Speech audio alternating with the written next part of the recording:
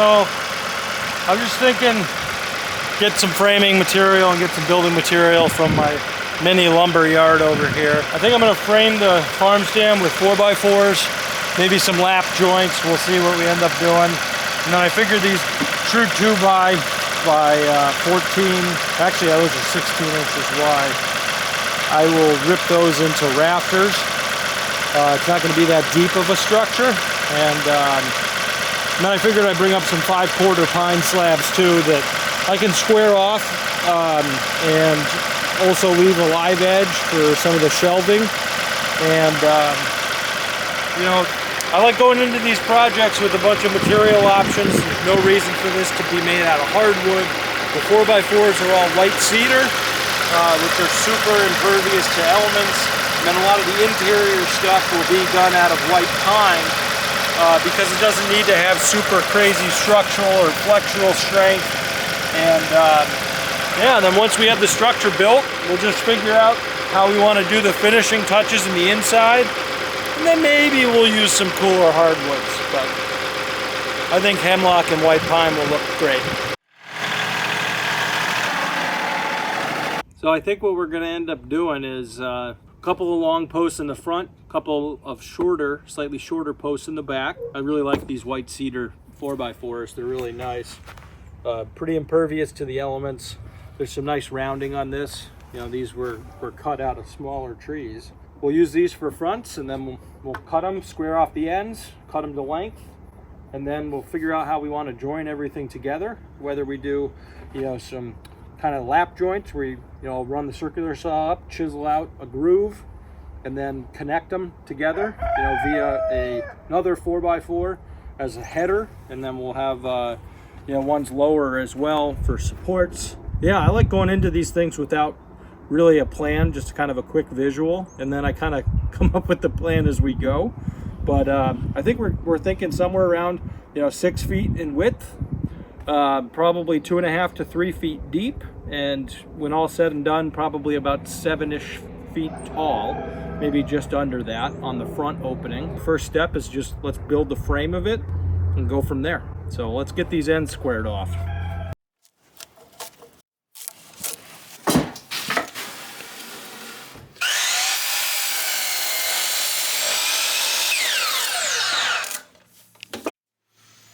Cedar. Yeah.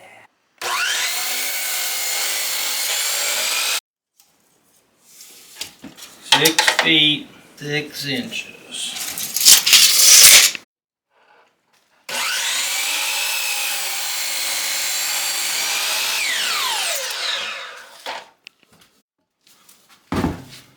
Post number 1 is done. Is this too tall? I think it'll be good.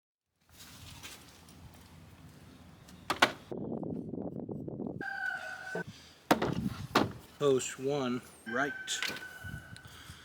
Post 2 left. Round on this side, round on that side. We're thinking.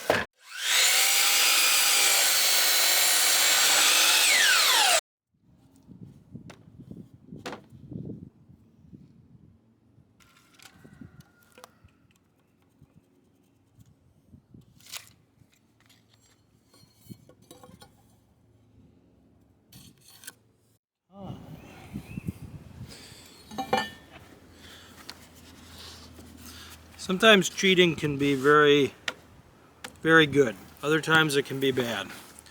But in the case of woodworking, if I can make something easier on myself, I will. So what I'm doing here is I'm going to line all these lines up. I'm going to clamp these boards together. Then I'm just going to make a ton of cuts with my circular saw so that there's a lap joint between the posts and then the support pieces that connect this and this and this and this. Yeah, save time where you can. So we're cutting a 4x4, and I want to do a 2-inch lap joint. So I'm going to set the depth on my circular saw to 2 inches. 2 inches. So now my circular saw is set. So when I cut these, I make a bunch of lines and I'll chisel them out just to make, bust them, and we'll make a lap joint. I have the saw set at the exact same as when I cut the other posts that connect the two of these together. Now that's roughly, I think, going to be 5 feet in width. That's the most important cut right there. Now all these don't have to be perfectly straight.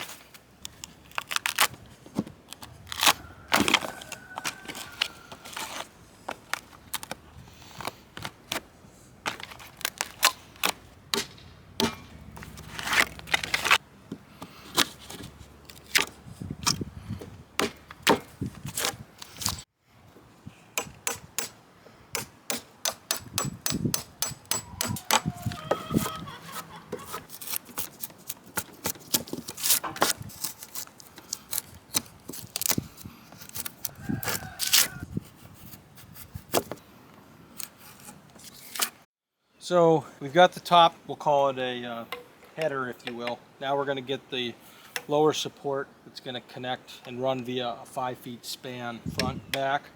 So I've marked out 8 inches off the ground. We're going to make a line 12 inches, 4 inches for a 4x4. Same thing on this post and here, then over here.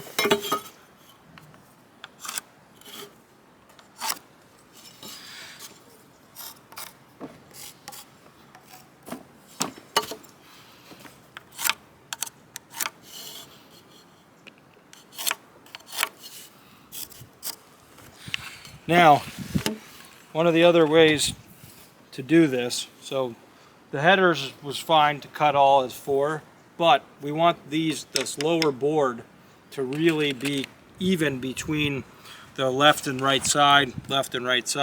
So now I'm going to cut these together so they're in the same path. So I'm going to clamp these two together.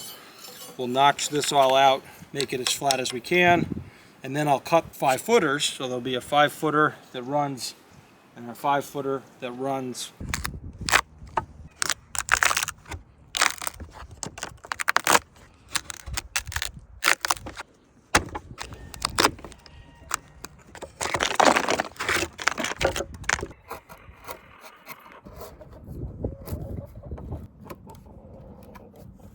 Just like that. Got a nice clean joint.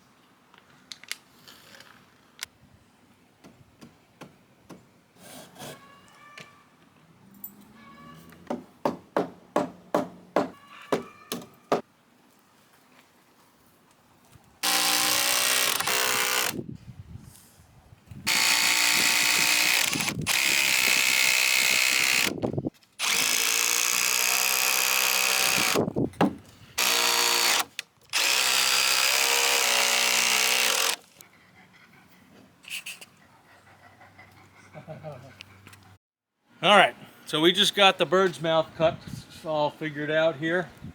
So a bird's mouth is just a little notch that comes in that sits on your top plates.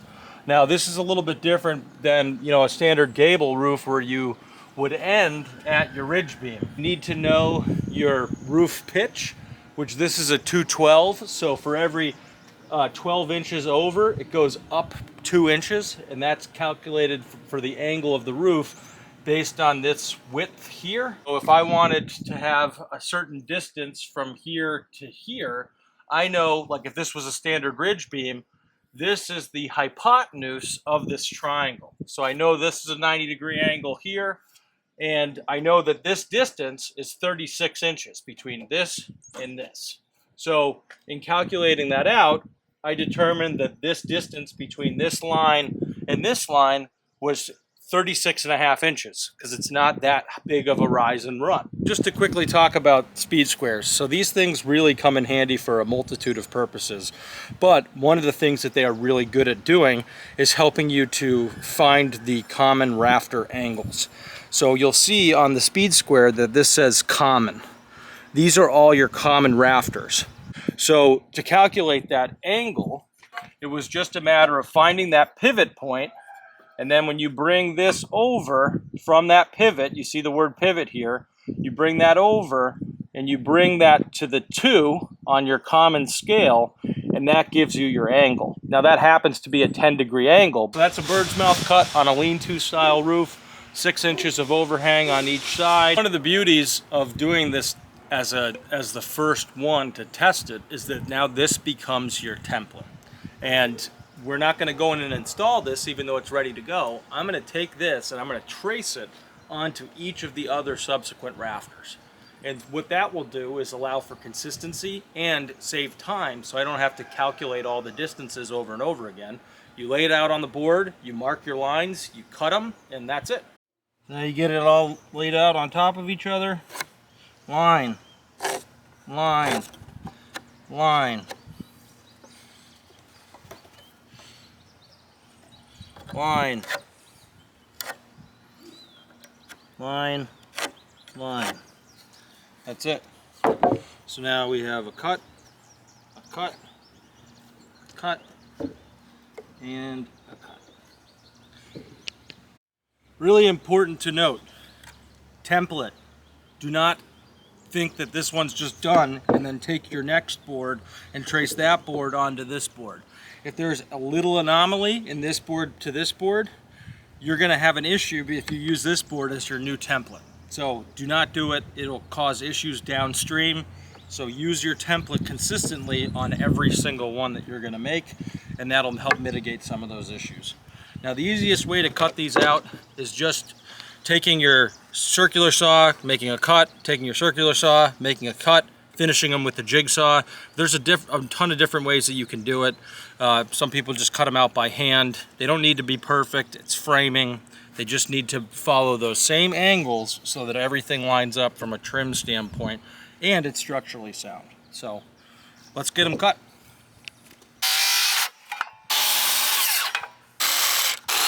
Cut, cut. I'm gonna move down here.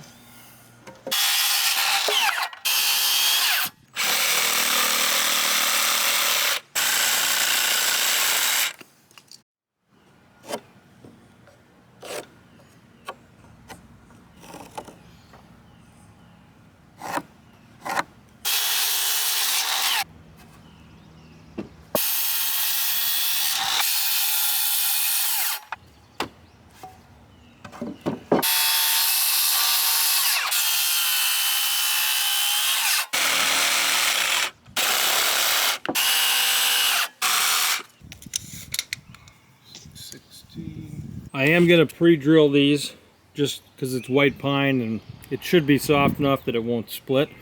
But I'm just going to put one 6-inch structural lag screw through each of the rafters.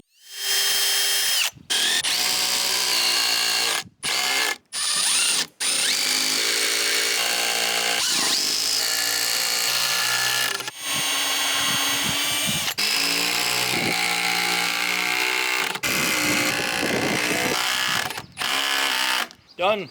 Gotta be the classic man. That ain't going nowhere.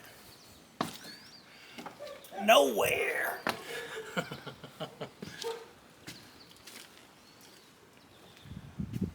All right.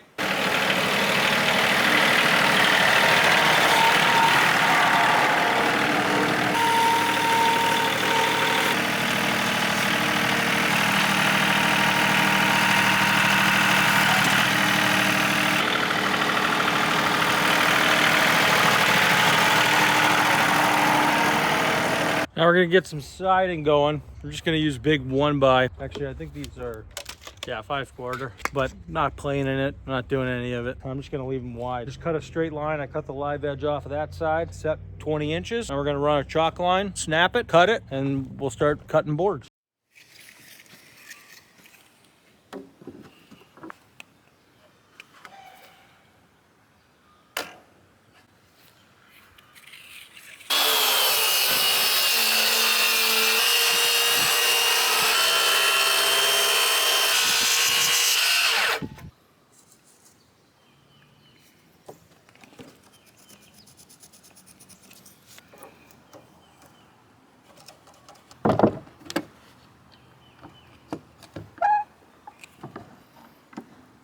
Right on that mark.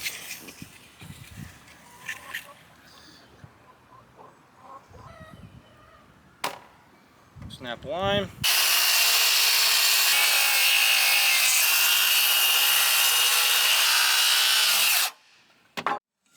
Now what we're gonna do is a check here.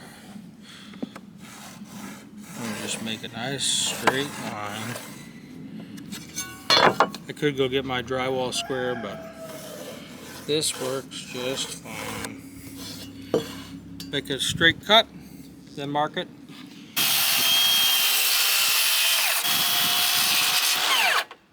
See what happens with that check?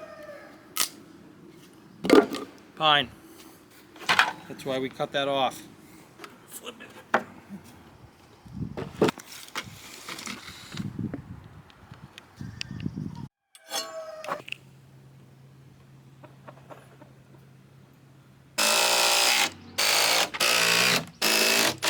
320s plus a 14 and some odd with a with an angle on it, so it's really 420s a side, and that'll get us our big beefy sides, which are fun.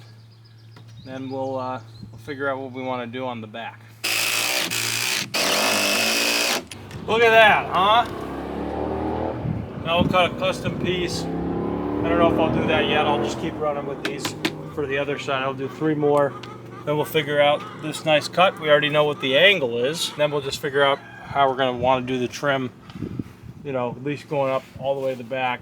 We're going to have fascia.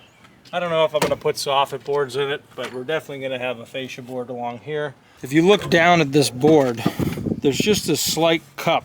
Normal, you know, as a part of drying out. But you don't want to put this up against this with this curve this way. You want to put it up with this curve this way. When you put the screw in, that'll straighten the board out. You do it the other way and it's really not going to be happy. So always look at your cupping, orient it correctly, it'll really go a long way.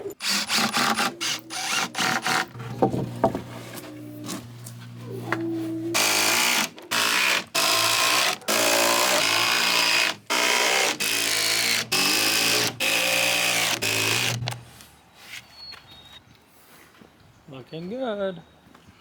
You can take this and actually use the Pythagorean theorem to calculate this distance. But again, when you can save time, save time. So I know this distance, I know this distance. I'm going to go mark it out, and then we're going to draw a straight line, and then that'll fit up perfectly onto this side, and then we'll do the other side. 13 1/8. We're going to mark out 36 1/4. I'm going to draw a straight line here, 6 5/8.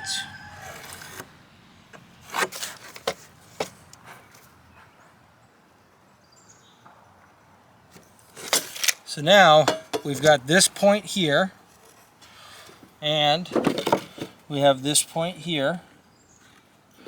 So I'm going to take my drywall T-square and just use that as a straight edge, connect those 2 lines, and then we're going to make a cut here. We'll make this cut here. Might need to clean it up just quickly with the jigsaw, and that gets us that piece. And then we'll do the other side.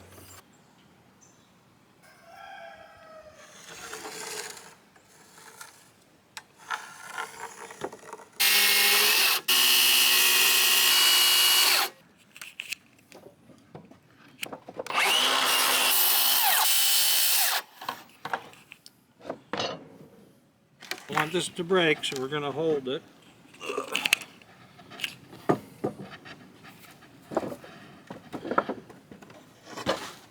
No battery in there.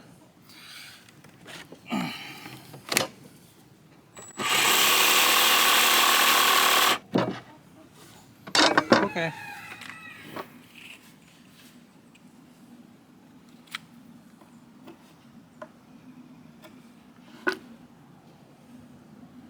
Looks good.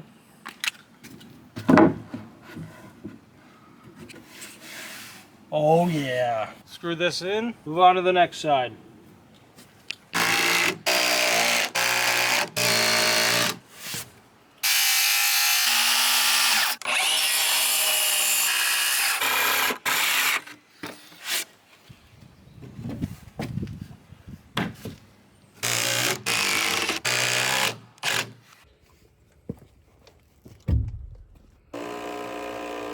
You can get 2 floor pieces in here. I'm gonna close the back in. Keep going. All right, so now we're gonna cut out the notches for the posts, 4x4. This is a 23-inch wide board. Figured I'd go as wide as I could go on the front board, and then the next one's gonna be probably about 13 inches. So let's get these cut. We're gonna cut them with the circular saw. Cut, finish with the jigsaw. Same thing down on this end over here.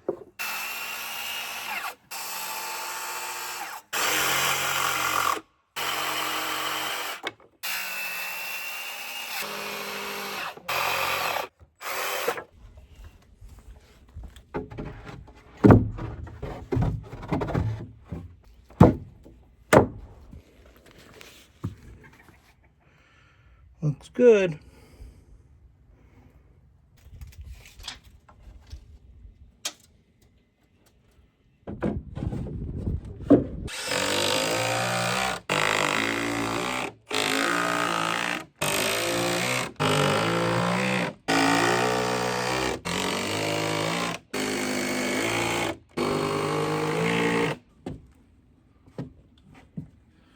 There's really no need to stand in this thing, but it's still kind of fun.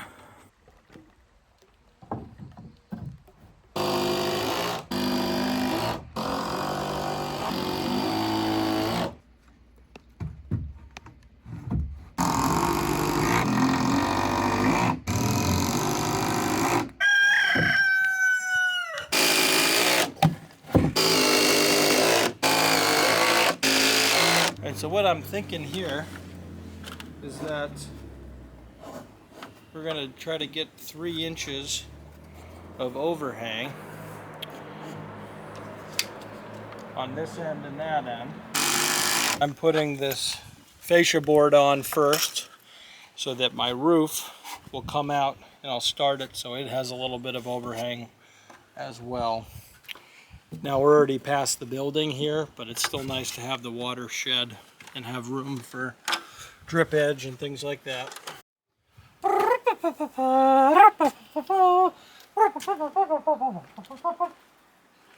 Alright, 3 inches of overhang plus 5/4 is 4 1/4.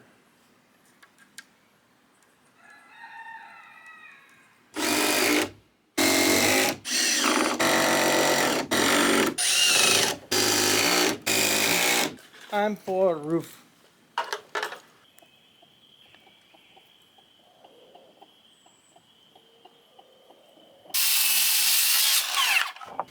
Yeah, let's go put 3 of these in. Why not, huh?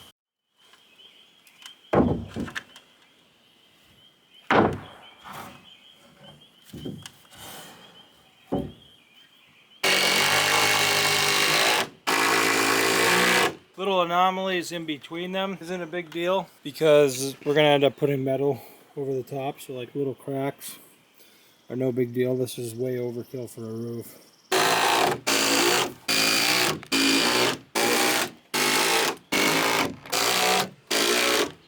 Square your edges.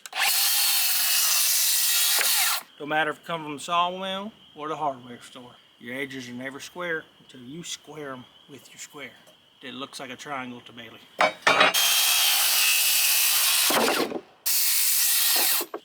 Eliminate a crack.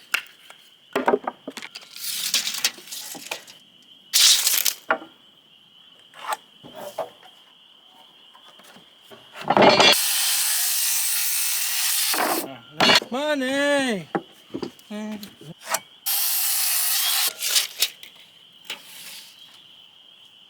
68 7/8. For those of you that are wondering, the roof in the back are red pine. Not white pine, but red pine.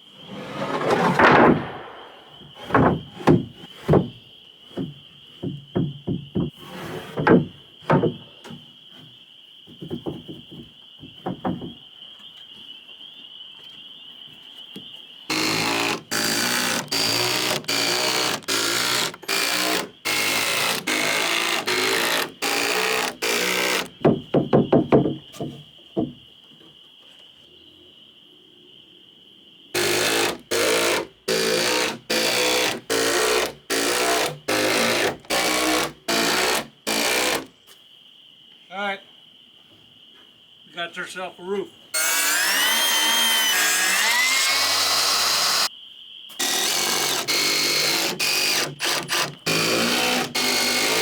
So if you're wondering what's needed for cutting a tin roof, you don't need a grinder.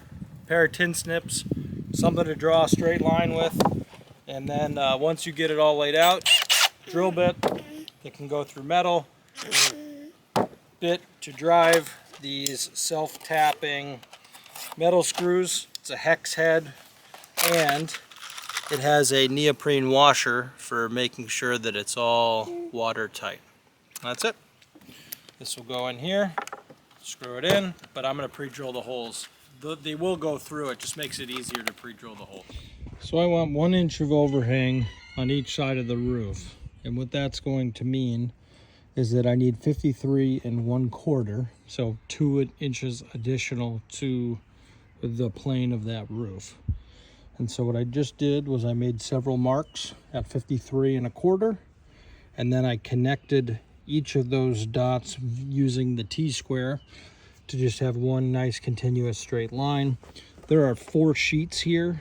I'm only going to cut 3 of the sheets, and I'm going to do this with tin snips, and I'll see if I can cut multiple at the same time to try to save myself some time. Some people will just use an angle grinder. That makes it super fast and easy, but I'm going to cut 3 sheets. The roof itself is 69 inches, 69 1/4 or 3/4 wide, so 3 sheets will be enough, and that's all I'll need for doing that roof with the metal. And I actually got a discount on this stuff because there's some oxidation. I might scrub that off with some water and a brush, but let's get these cut, put them up on the roof, and see how it looks.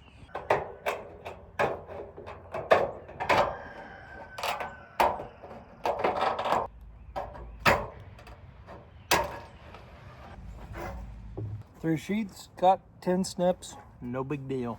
I wanted to have at least 1 inch of overhang off the back and at least 1 inch of overhang off the front.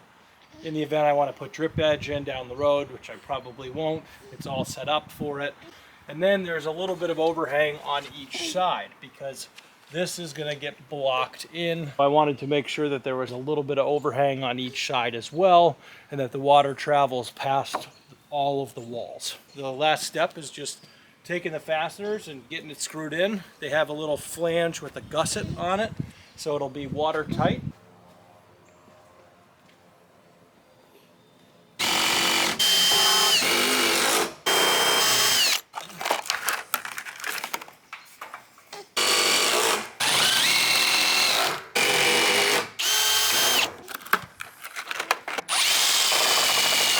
Bingo, bango, bongo.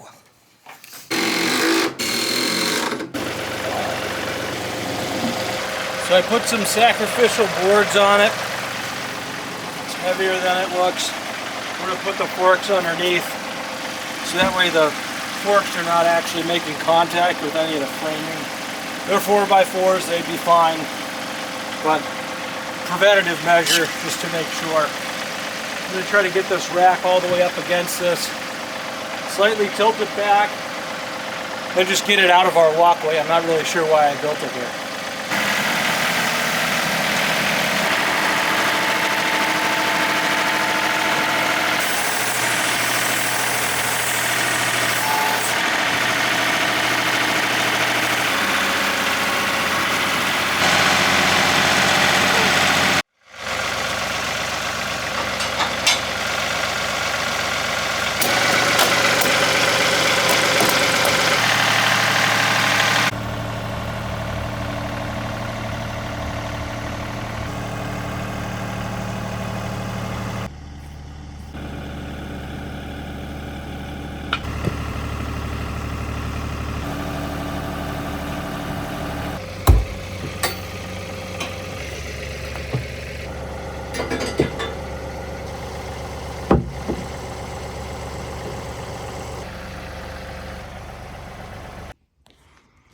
Alright, so we just picked up this cooler.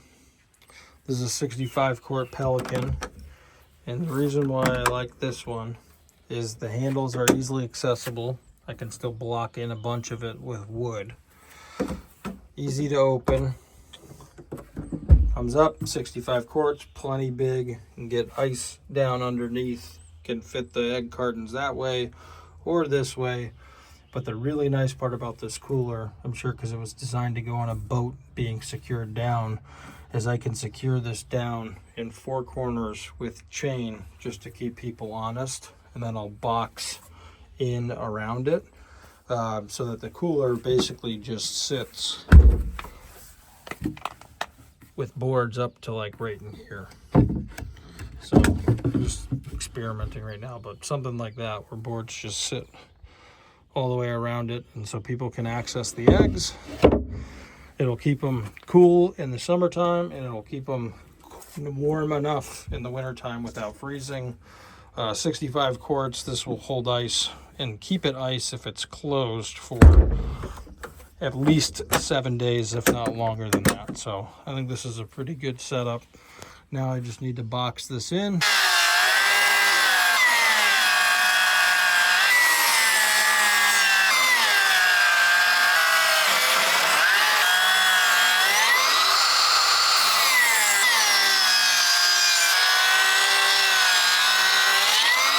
We are going to start building a little floor around the cooler. The coolers will still be able to come up and out if we wanted to get it to come out.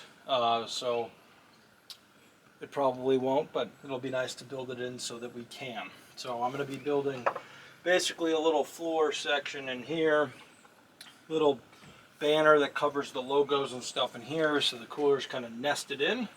We'll build a little floor in the back, and we're going to start doing some shelving. I just ripped a bunch of 4x4s that were Eastern White Cedar. These are really light, plenty strong, being true 2x for what we're doing here for just a little facade. So it should come together pretty quickly. We've got some weapons of choice: circular saw, square, drill, different lengths of screws. For the flooring, we'll just use the leftover cut-off pieces, like this red pine here. I've got plenty of leftover. I might as well make good use of it. That's what all this came from. Scraps from making the fencing down in the lower pasture area. These were cut-offs from posts that were far enough into the ground, didn't need anything any higher. So I always save all that stuff. I don't get rid of it because it's always going to come in handy for something.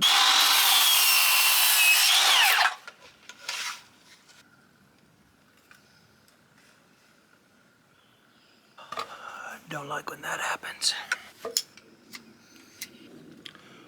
Good as new.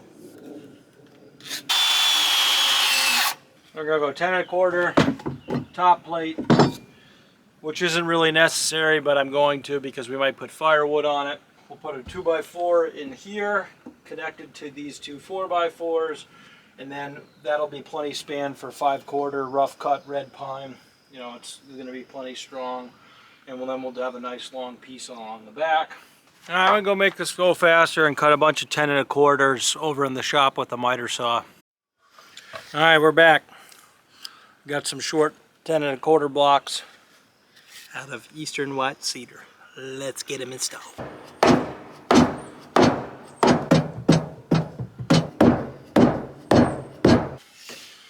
Said 13 1/2. 13 1/2 minus 5/4 is 12 1/4. The top of this needs to be at 12 1/4. Dead nuts level. Now I'm going to put screws in the front, and I'm going to level the back out by sneaking the appropriate length blocks underneath it.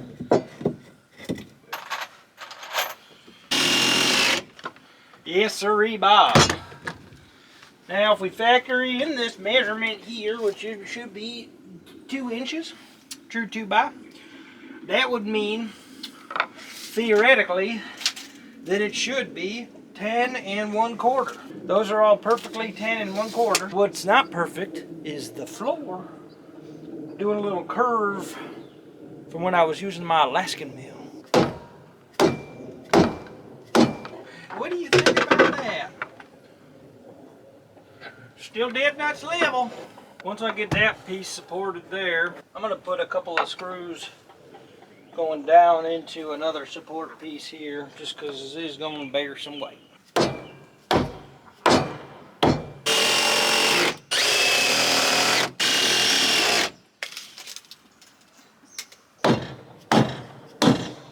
We just did this knee wall here, for lack of a better term. Now what I'm going to do is basically measure off where I want this next one to go. These 10 1/4 blocks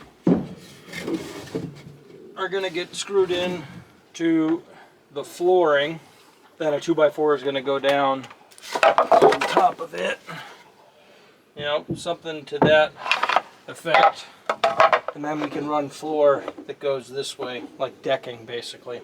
I think that'll look good. It'll match with all the other red pine here. Basically, it's going to be the same thing in the back, because I'm not going to be putting any weight back there. But this could likely hold a bunch of firewood and kindling and stuff like that. So.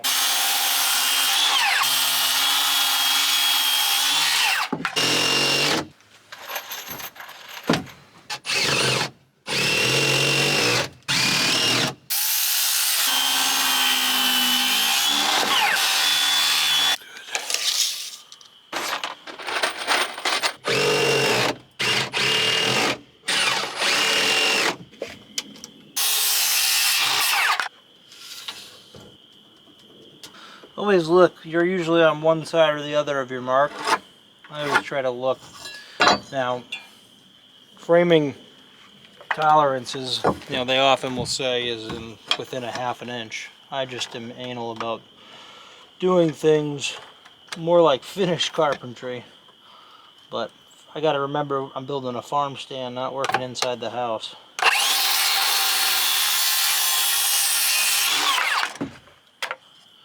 Rather than taking the old tape measure out, I'm gonna mark another 4 inches. Draw a line right on that mark. I'm gonna notch this out.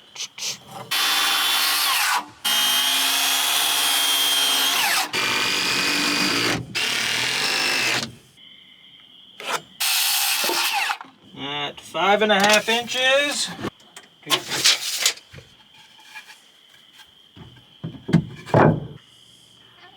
I think that's pretty cool. Let me send it real quick.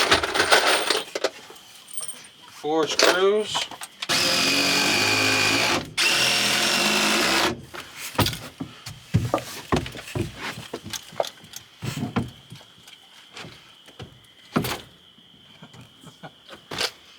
I think that's good. What do you think? I think it looks great. Long story short, we have been having some debates as to whether or not to use a 2x4 or do something dainty. we're gonna use something dainty for a shelf. And I found these screws in these little ship packs that I saved.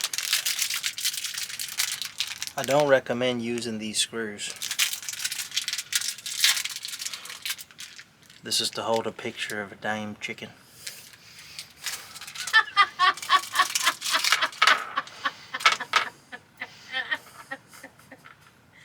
Chicken of the week. Yep, we got ourselves a chicken of the week. Chickens of the week. It will see. It'll see things. I don't know what it'll see, but it'll see things. I think if I use 2 of these shit packs, I will be good to go. Chicken of the week. Chicken of the week. Here we come as a chicken of the week.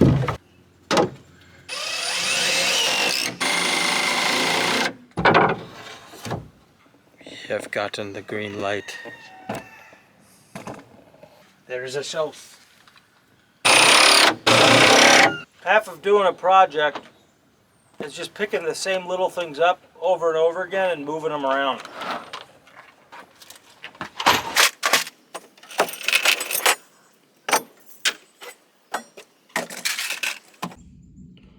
Now I am going to secure some D-rings to the floor, and we're going to use locks with some chain just to keep people honest. Quick tool tip. These long extension drivers are always worth having, even though you don't always need them. Allows you to get into spots that are much tighter and make a job a little bit easier.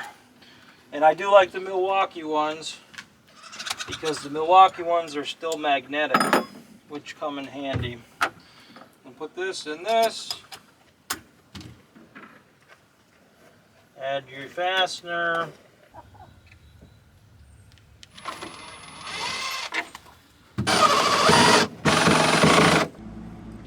Kind of like when you have spare locks, you have keys too.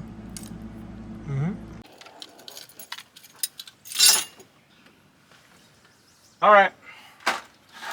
I think this farm stand can be moved down the driveway. Then we got to level the feet. Might have Hazel be a camera woman and come over and do a quick tour of what we did.